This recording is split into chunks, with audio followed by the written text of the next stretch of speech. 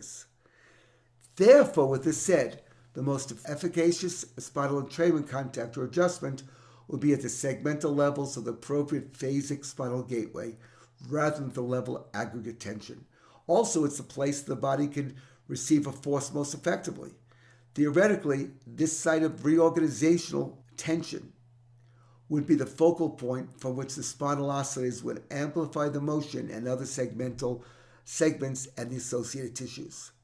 The facilitative focus is a somatic region that has a direct association with adverse spinal cord tension and defense posture and structural adaptations, and is really the area, if you follow the nerve supply, that the pathophysiology will likely be located.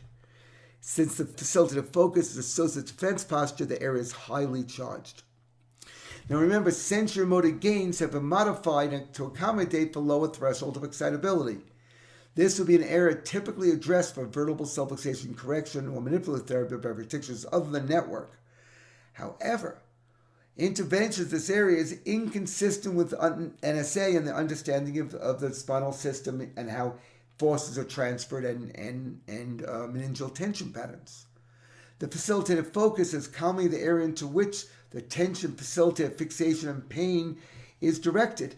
Now remember that the emotional subsystem of spinal nerve integrity that dissipates forces from the brain and spinal cord, it is really associated with a fixation in mechanical tension, position, or oscillation of the spinal cord. And if we remember also, according to Halsted, in the third motor system, the emotional system, he said that the emotional motor system actually regulates the gain, the sensory motor gain on all neurons in the body.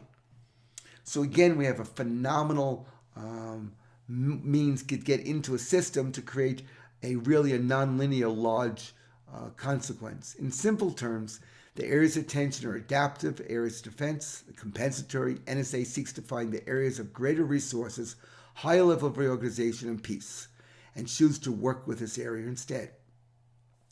Several years ago, I think probably around 1999, I asked myself a question, and as many people asked over the years, Epstein, what are you really doing? What's really going on? Let's get beyond the model we've been told and the metaphors we've been told. What are you really doing? And what is chiropractic adjustment really about? And I came to the conclusion that chiropractors realize there are areas of the body where energy is bound up and is not being distributed. Therefore, the information systems can't work effectively. And they apply a force to help liberate that tension with the idea that if that happens, the energy is available, and then there could be a union of information and energy, which is really the chiropractic meaning of what life is about.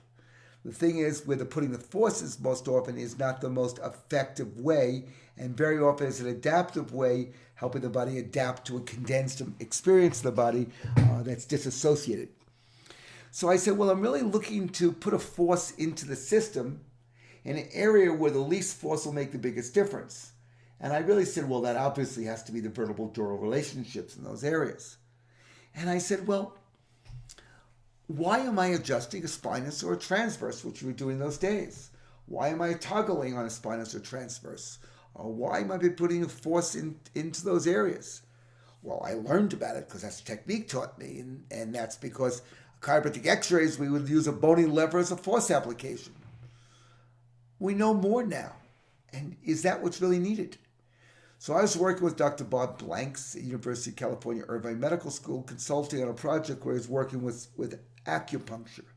And he wanted to take a look at what is this acupuncture point when the acupuncturist puts the needle in and follows a little bit before they twist it, or as they twist it, what's going on.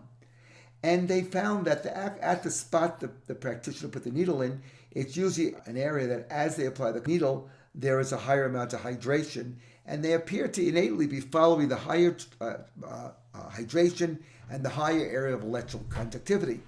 So during that time, what was being hypothesized at that time was, well, then what is the acupuncture point? And they realized acupuncture point is probably an area of probability. It's not really a thing. It's a temporal spatial flux, a dimensional flux. Well, what does that really mean? Well, how big is a membrane on a cell? Well, we don't know. When you look at a membrane, they say it's a certain number of angstroms. That's because they looked at an electron microscope. It's dead. It's really area of probability with given bioelectric forces. It shifts and it changes.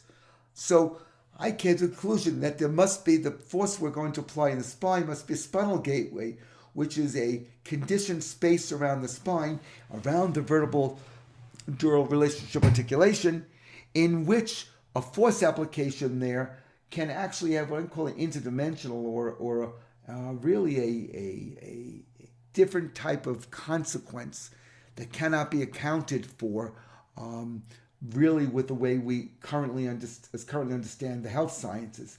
However, if you take the concept of a mental impulse, not nerve impulse, that BJ talked about, mental impulse, it's really a non-local intelligence that really occurs at a different dimensional level.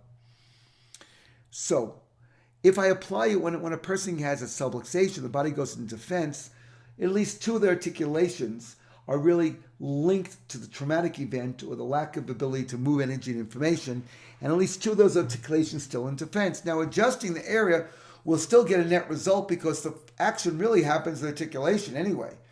So I said, well, if I'm applying a force and on the spinous, and if some of it is going to articulation and defense, some of the exquisite, refined acuity that I'm looking for developing the spinal neural system may be impaired because it may be further activating in defense or the ancus defense.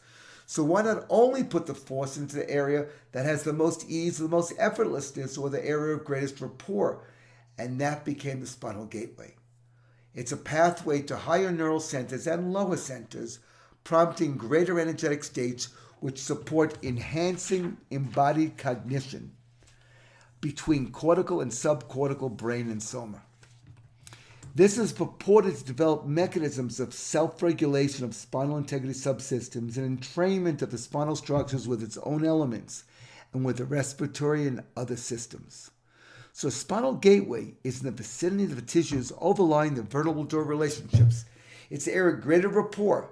The spinal gateway force application initiates a self-reflection within the nervous system as enhanced spinal somatic awareness. As a consequence, greater resources are made available and greater spinal energy efficiency develops, along with enhanced spinal neural integrity, improved wellness, and the body's ability to self-regulate vertebral subluxations. So here you have it, adverse spinal cord tension, the different classification of subluxation, and the progression to the network adjustment at the spinal gateway.